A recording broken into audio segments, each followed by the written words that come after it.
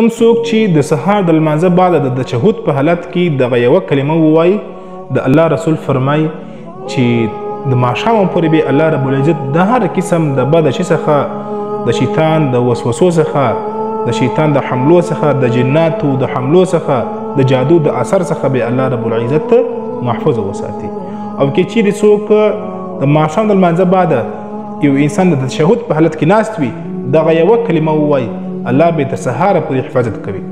یعنې که چیرې څوک د سهار لمانځه کې ووایي، تر ماښامه پورې به الله حفاظت کوي، او که چیرې څوک ماښام ووایي، تر سهاره پورې به الله حفاظت کوي. دا یو داسې ښایسته کلمه ده، زه د خپل ځان لپاره خوښوم، زه وایم چې ستاسې لپاره هم خوښه کړم،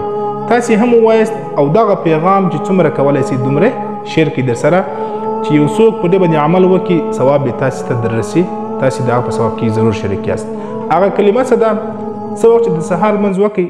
د تشهد په حالت کې، د تحیات په حالت کې ناست وي، نه یې ولاړ سوی، نو دغه یوه کلمه ووایه: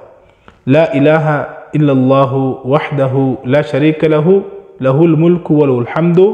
بیده الخیر وهو على كل شیء قدیر. یو وار یې ووایه، اسانه ده او مخکې در سره شیر کړه.